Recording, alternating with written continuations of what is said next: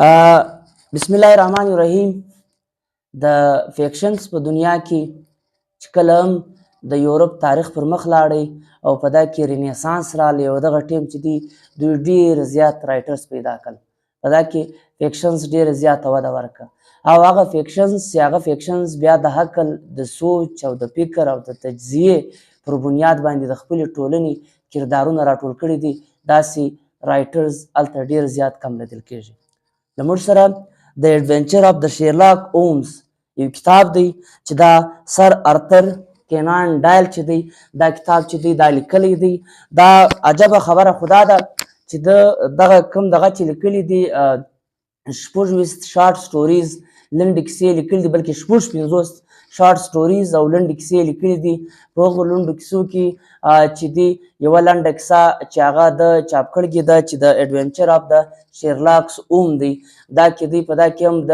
12 شارټ سټوریز راوړي دي. د دې کتاب ریویو به موږ راخو او تر دغه له مخه د 4 ناولز لیکلي دي او په هغه 4 ناول کې هم د شیرلاکس هوم کرکټر چې دی موجوده دی. د شیرلاکس هوم کرکټر راوړی دی په 56 شارټ سټوریز کې او په 4 ناوله کې. نو ځکه دغه سر اتر کینان ډایل چې دی دا د یورپ په تاریخ کې کله چې یا مخته دا دغه رالو دا د 19مې او 20مې صدۍ په دغه کې ډېر زیات نوموړی او خالي په دې 4 ناوله او دا شارټ سټوري باندې یو ډېر لوی نوم لري. نو په شیرلاکس هومز کې دی اول وار دا خبره کوي چې د ایډونچر کړی دی چې انسان به څنګه په خپل 5 سینسز یا د خپل یا د عقل پر بنیاد د تجزیې پر بنیاد د سوچ پر بنیاد دوی به څنګه د خپل ټولنیز او خپل شاوخوا په خپل چاپیرچل کې مسایل او ستونزې حل کوي. د دې ستونزې د حل کولو لپاره یو خدا دی چې دی وایي نالج، تجزیه، تخلیقي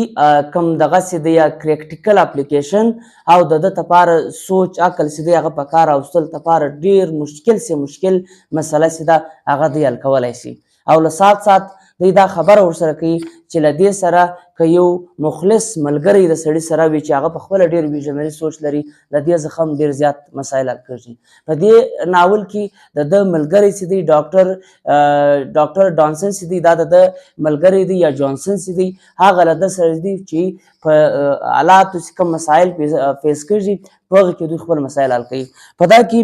په دې ایډونچرز کې په دا شیرلاکس هومز کې اوله خبره دا ده چې یو د قتل معامله کېږي په یو ټولنه کې هلته د ده په دور کې یا چې کوم دی هلته اوسي هلته د قتل مسله چې ده دا شیرلاکس هومز چې دی یو د جاسوس کرکټر دی او دغه جاسوس کرکټر زی دا څنګه معلوموي چې دا قتل څنګه سوی دی، د دې ریزن چیش دی او دا په څه وجه سوی دی، دا کشني کوم ثبوتونه چې دي دا راټولوي او دا د قتل معامله چې ده دا معلوموي او بیا دا کشني شیان له خلکو له ټولنې زده کوي او دغه د قتل مسله چې ده مشکل ترینه مسله چې وي هغه په د انسانانو په ژوند کې د قتل وي او دا قتل مسله چې ده د خپل ملګري ډاکټر جانسن په مدد باندې دا په ډېر اساني حل کوي. بیا دغسې کې چوري کېږي یا مثال کې غلا کېږي، یو ځای ډاکه ورکېږي، دغې مسلې څنګه حل کوي دغه مسلې هم دوی دارنګه حل کوي چې دوی په دا فطرت کې کشني شیانو باندې نظر ساتي چې څوک راغلی، چیرې ولیاړ وي، څله ولیاړ وي، ولې ولیاړ وي، دغه ټول شیان چې دوی سره راټولوي نو دوی بیا دا خپلې مسلې دغه غل چې دی یا غلا چې یې کړي هغه نیسي او دغه مسله چې دی بیا دوی په دې خپل کوم شیرلاک هومز چې دی په دا خپل کرکټر باندې دغه چې دی دا مسله حل کوي. بیا مخته که یو اغوا کېږي ابډکشن په رینسم یعنی د اغوا برای تاوان کېږي د دې سنګینه مسله چې ده